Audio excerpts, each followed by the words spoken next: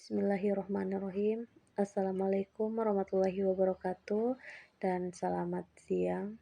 Perkenalkan, nama saya Nur Amalia dengan NIM 2332011039 dari Fakultas Hukum semester 3 Universitas Muhammadiyah Sukabumi.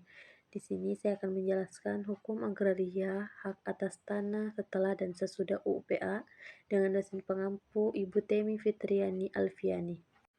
Tanah mempunyai kedudukan yang sangat penting bagi manusia, masyarakat, serta negara.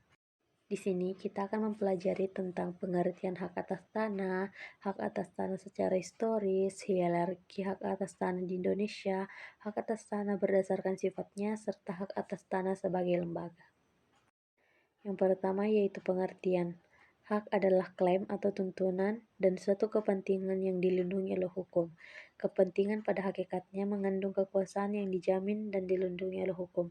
Dengan perlindungan hukum tersebut, maka subjek hak dapat menuntut haknya terhadap setiap gangguan pihak lain termasuk negara. Hak untuk memiliki tanah atau dalam bahasa UUPA disebut hak atas tanah. Pada hakikatnya, mengandung kekuasaan atau kewenangan bagi pemenangnya secara bersamaan dibebani kewajiban. Tanah adalah permukaan bumi atau the surface of earth pada pasal 4 ayat 1 UUPA. Jadi hak atas tanah adalah hak atas permukaan bumi. Selanjutnya pada pasal 4 ayat 2 menyatakan bahwa hak-hak atas tanah tersebut memberi wewenang untuk mempergunakan tanah yang bersangkutan. Demikian pula bumi, air, serta ruang yang ada di atasnya sekedar dipergunakan untuk kepentingan yang langsung berhubungan dengan penggunaan tanah dengan batas UUPA dan perundang-undangan lainnya.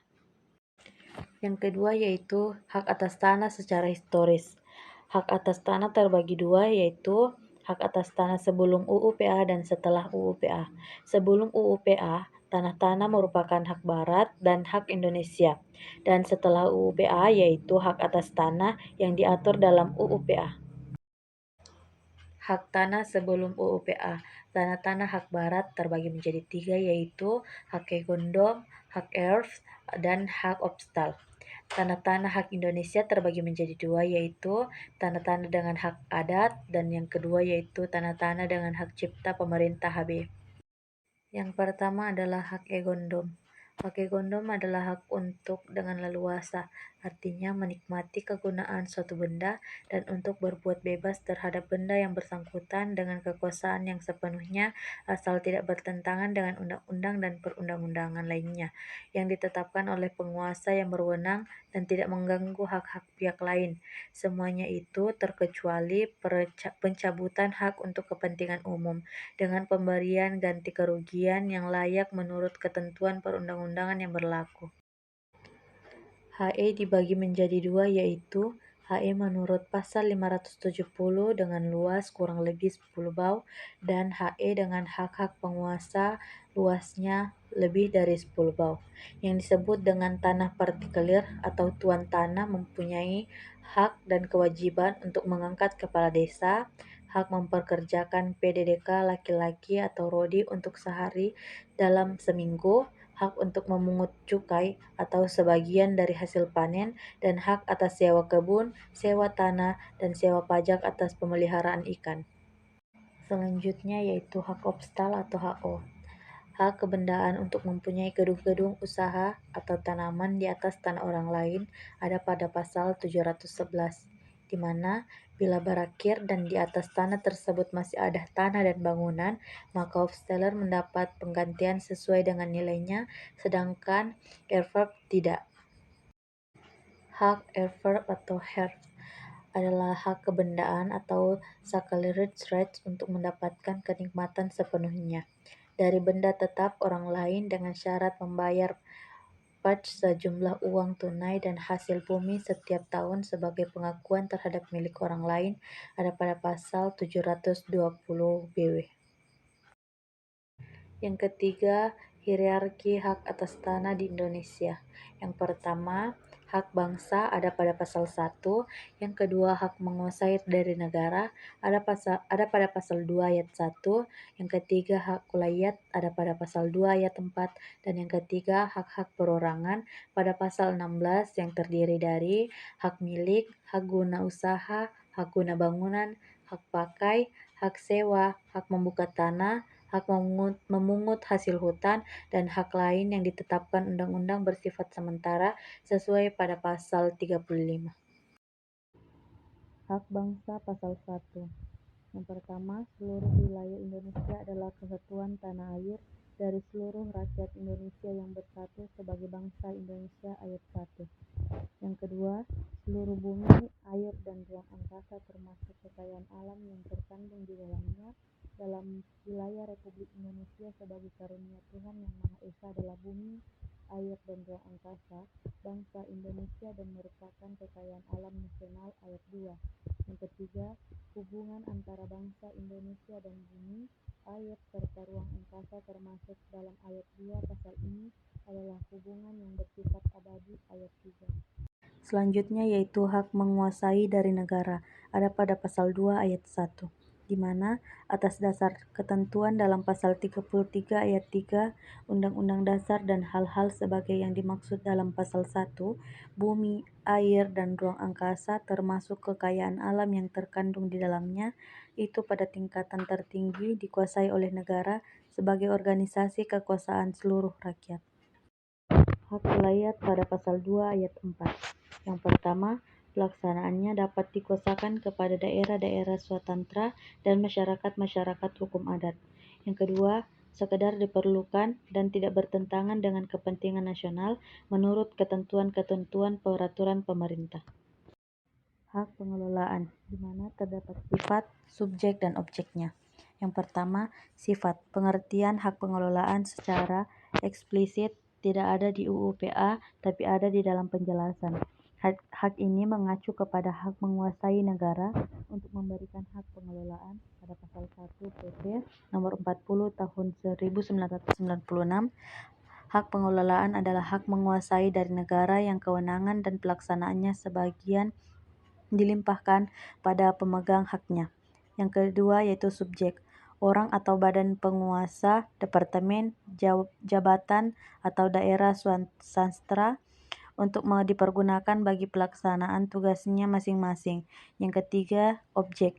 Tanah negara, cara terjadinya, dengan permohonan peraturan KA BPN nomor 9 tahun 1999 tentang cara pemberian dan pembatalan HAT negara dan hak pengelolaan.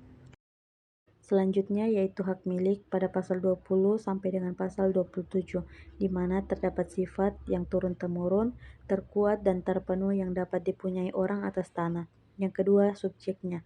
Hanya WNI yang dapat mempunyai hak milik dan hanya badan-badan hukum tertentu saja. Yang ketiga, objek. Tanah negara, tanah ulayat ataupun tanah yang berupa hak milik adat. Yang keempat, terjadinya karena hukum adat penetapan pemerintah terhadap undang-undang. Bank-bank yang didirikan oleh negara, perkumpulan-perkumpulan organisasi pertanian, badan-badan yang ditunjuk oleh BPN, yaitu gereja HKBP, gereja Pantekostan, dan Perserikatan Muhammadiyah, dan yang terakhir yaitu badan-badan sosial yang ditunjuk oleh BPN. Hak milik selanjutnya yaitu ada hak peralihan. Oleh dan dari WNA boleh melalui perwarisan tanpa wasiat dan pencampuran harta perkawinan dengan syarat dalam 1 tahun harus dialihkan, jika tidak akan ada penghapusan karena hukum. Pembebanan hak lain. HGB, HP, HS, HT sampai dengan HGU tidak boleh karena harus di atas tanah negara. Hapusannya musnah, pencabutan hak, penyerahan sukarela, dan ditelantarkan. Selanjutnya yaitu ada hak guna usaha di mana terdapat dalam pasal 28 sampai dengan pasal 34. Pertama, terdapat sifat. Hak untuk mengusaha tanah yang dikuasai langsung oleh negara, hanya di atas tanah negara, digunakan untuk pertanian, perikanan, dan peternakan, dan dalam jangka waktu tertentu. Yang kedua, terdapat subjek, yaitu WNI dan badan hukum. Yang ketiga, objeknya, tanah negara dengan catatan. Yang keempat, cara terjadinya dengan permohonan ketetapan pemerintah. Peralihan dapat dengan perbuatan dan peristiwa hukum.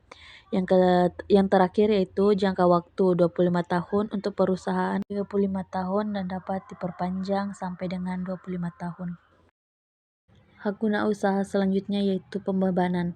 Hak tanggungan hapusannya. Yang pertama, jangka waktu berakhir. Yang kedua, berhenti sebelum jangka waktu. Yang ketiga, dilepaskan sebelum jangka waktu. Yang keempat, dicabut untuk kepentingan umum. Yang kelima, ditelantarkan. Yang keenam, tanahnya musnah. Dan yang ketujuh yaitu subjeknya tidak lagi memenuhi syarat hak guna usaha. Selanjutnya terdapat hak guna bangunan pada pasal 35 sampai dengan pasal 40. Yang pertama terdapat sifat hak untuk mendirikan dan bangunan-bangunan atas tanah yang bukan miliknya sendiri dengan jangka waktu paling lama 30 tahun. Yang kedua yaitu terdapat subjek WNI dan Badan Hukum Indonesia saja.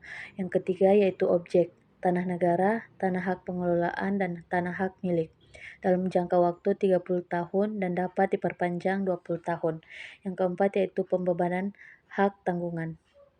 Hak guna bangunan selanjutnya yaitu cara terjadinya. Yang pertama, penetapan pemerintah. Yang kedua, perjanjian otentik karena penetapan pemerintah dan antara pemilik tanah dengan pihak yang akan memperoleh hak guna bangunan.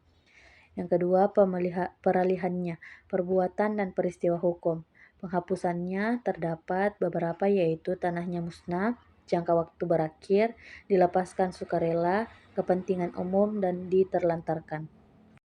Hak pakai pada pasal 41 sampai dengan pasal 43, di mana terdapat sifat, yaitu hak untuk menggunakan atau memungut hasil dari tanah orang lain, yaitu milik orang lain atau tanah negara yang bukan perjanjian sewa-menyewa dan bukan pula pengelolaan tanah. Yang kedua yaitu terdapat subjek, yaitu WNI, WNA, badan hukum atau didirikan di Indonesia dan yang mempunyai perwakilan di Indonesia, perwakilan negara asing, dan organisasi internasional. Selanjutnya yaitu terdapat objek, tanah negara, tanah hak pengelolaan, dan tanah hak milik. Jangka waktunya ada yang ditentukan maksimal 25 tahun dan diperpanjang 20 tahun dan tidak kurang tanahnya dipergunakan untuk keperluan tertentu. Cara terjadinya yaitu pemberian hak di atas tanah negara dan pemberian atas usul pemegang hak pengelolaan. Yang kedua, pendirian atau pembebanan hak baru. Yang ketiga yaitu hapusnya idem. Hak atas tanah berdasarkan sifatnya terdapat 3 yaitu hak tetap, hak sementara, dan ditentukan kemudian. Yang pertama terdapat hak atas tanah bersifat tetap, di mana terdapat hak milik pada pasal 20 sampai dengan pasal 27. Yang kedua hak guna usaha pada pasal 28 sampai dengan pasal 34. Yang ketiga hak guna bangunan terdapat dalam pasal 35 sampai dengan pasal 40. Yang keempat hak pakai terdapat pada pasal 41 sampai dengan pasal 43. Maria S. bersifat sementara. Yang kelima, hak sewa bangunan pada pasal 44 sampai dengan pasal 45.